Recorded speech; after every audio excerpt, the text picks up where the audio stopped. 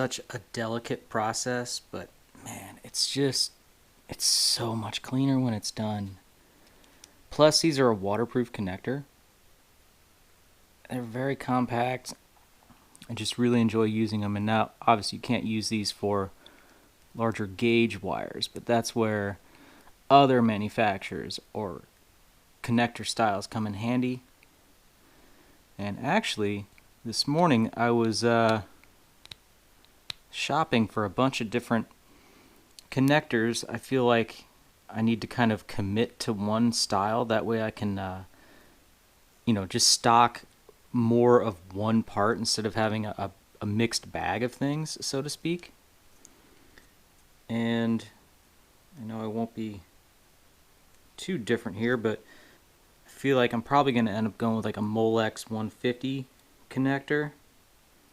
I have been using super seals, but the way I see it, that has an extra step built in to complete that crimp with the silicone jacket. Not that any of you really care about that, but that's what was on my mind in that moment.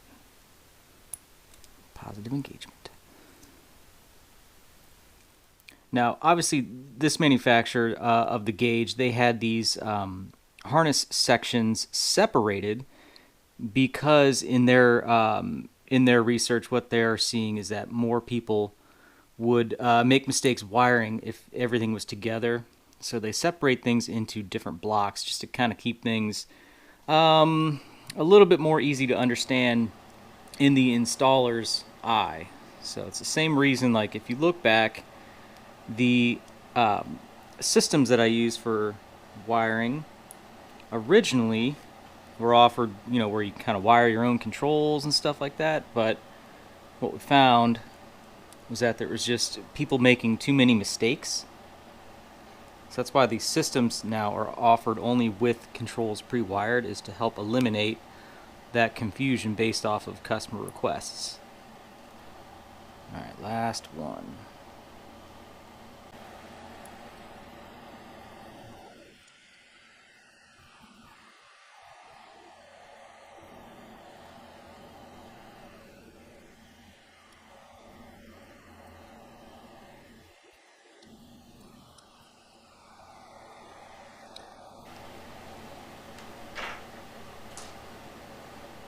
Much more compact than both of these connectors.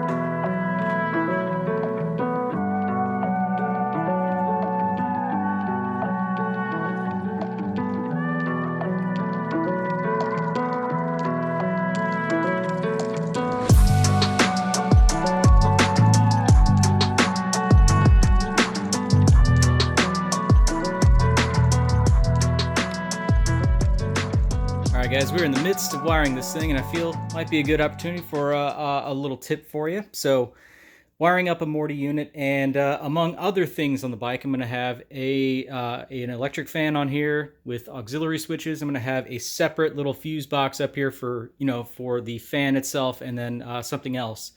But I'm wiring this thing up, and we're going to be getting to the point where we test this thing here very soon.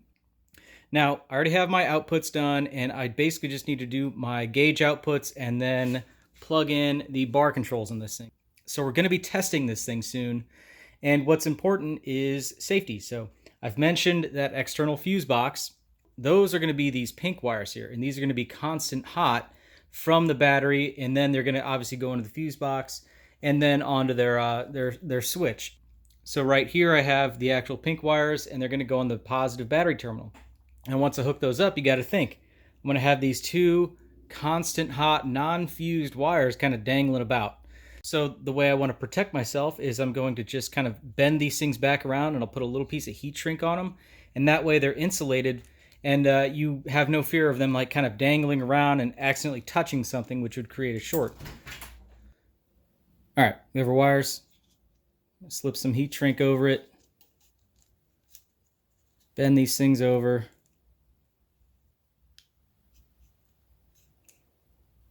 Put that back up there.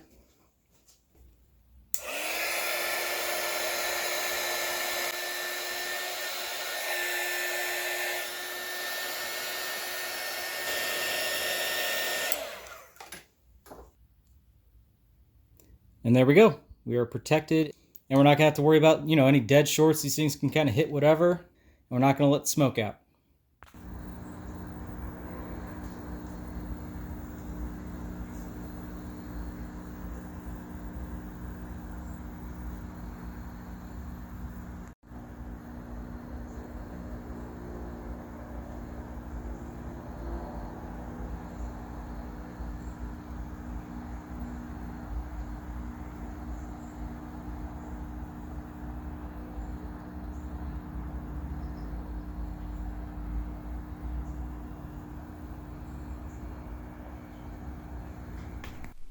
All right, at this point I am ready to just hook up the controls here and give a systems check.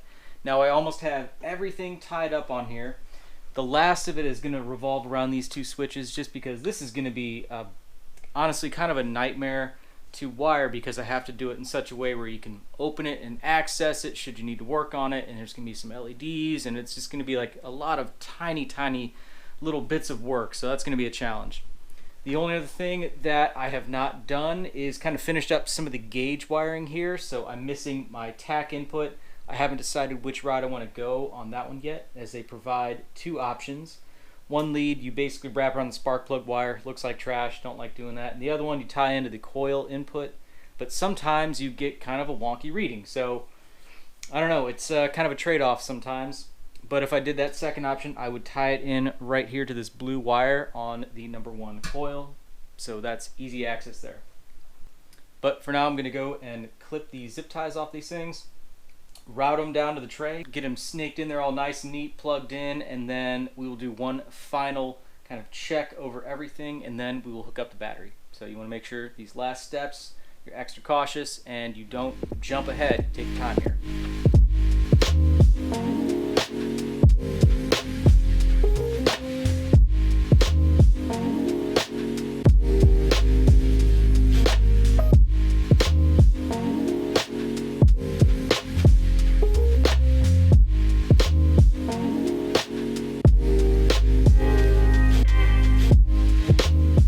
Now the final piece of the puzzle. Plugging in my controls. Everything is shortened. I went ahead and clipped these off, repinned, re-terminated, and it's time to install.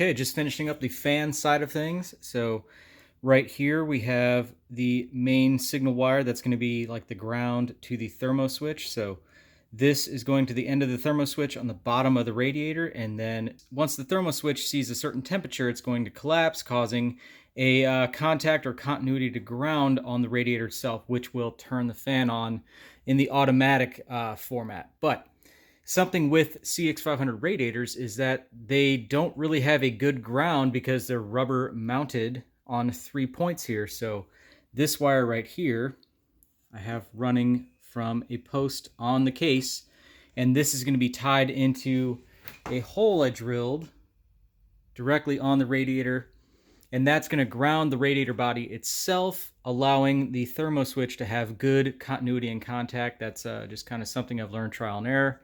But going to the other side, let me show you how it's going to work. Now I've mentioned this wire here. That's running up to this wire, and this is just going to be a ground. And both this wire and this wire, this is the ground side from the fan itself, from the fan motor. Blue is power to the fan. So these two grounds are going to go up. They're going to tie into the same point on one side of the switch, and then the other side of the switch is going to go just straight to an actual chassis ground. That way, whenever you flick the switch, it's going to automatically have power available, and it's going to complete the ground signal, and it's going to be independent of the thermo switch, allowing it to be an override setup. But that means that the thermo switch, the original type setup, is still going to work as factory. So you could keep the auxiliary switch off, the fan will still operate, but in instances where you might be on a trail, which is where we hope this bike is going to be going, you're going to be at a lot of slow speed stuff, and you need all the airflow you can get, so you can just run the fan.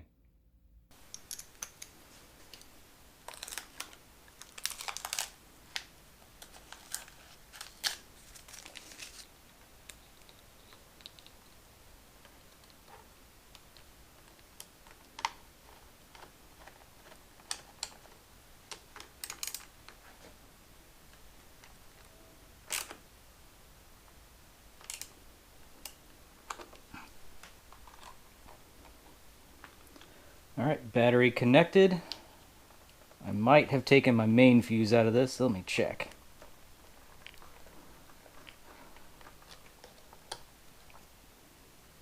All right, I have my 20 amp fuse in here, so that is good to go. Plug this back in. And now we can do our regular check. All right, we just finished up the wiring except for just a couple leads for the gauge, one being temperature, one being speed, which we're not going to utilize right this second. So let's do a walkthrough and I'll show you the system. Now, just as kind of a review, we have a regulator rectifier right here. We have AC output wires going into that, and then from there we have 2 red and 2 green that just runs up the spine of the bike. I have those red wires combined and going into a single large 12 gauge red wire into our starter solenoid here, and then that is being outputted back into the ignition switch as constant hot, and then that comes out in these 2 red wires here. That is our power in to the Morty unit, and then our ground is the other screw right here that just runs straight back to our ground at that point. Under here we have just really short battery terminals or battery cables into the actual battery itself. On the negative side, another really short one. This is our XNet 10-pin connector, and this is going to have a multitude of different things on it. The front turn signal indicators, the dash lights, that kind of thing. Also is the signal input for like your rear brake switch and your neutral light, your oil pressure. So on the CX, rear brake switch is over there. That runs down all the way back up along with our neutral, so that plugs in right there. And all of it is just nice and tidy. This is your output side. So all that's running where it needs to go to your extremities. Up here, you just have this weatherproof plug. That is for our headlight front turn signals. This is our auxiliary fuse box, which I've talked about. And that is the designated power for the fan, as well as the auxiliary power output, which is not wired to anything. It's just ready to go whenever they need it. And then also the gauge constant power right there. I also tied in a couple other grounds right here just because that was a decent point for some stuff kind of forward on the bike. And then we have our fan override here, so this is going to operate normally. So our electric fan is going to operate off a thermo switch just kind of by itself, but should we be doing some low speed stuff, we can always kick the fan on and it's there when we need it. So key on. Right now our ignition is set to off. On my auxiliary panel here, this is my neutral light, this is the oil light, and then you can see the gauge is not illuminated right now. Coming back over here, see the Morty unit is lit up. As of now, there is no tail light, there is no headlight. So let's go to our running light. That gives us our LED running light in the back. Hit the rear brake. We have 3 flash. Front brake. We'll now go headlight on. Nice clear pattern up there. High beam, low beam. Turn that off. Right turn signal. Nice bright signals I have there. Red in the back. Amber up front. Go back to left. Of course that works. Okay, so here's a cool feature. We're headlight on right now. There's no signals. Watch the headlight as I flick the signal. So the headlight's going to automatically kind of dim as we go with our signal. Notice that? And that is for safety, so you notice the signal just a little bit more. I'm going to shut the signal off. Goes back to full brightness on that headlight. Just a cool little feature. And of course, our horn. Incredibly loud. Alright, I'm going to turn the headlight off. Now we're going to go ignition on. Notice our gauge came on. Of course, even beyond that, we have our indicator on the dash. Left, right. And from here, we can crank the bike.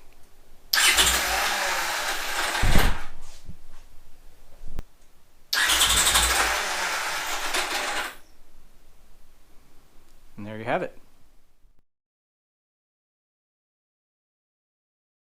As always, do that.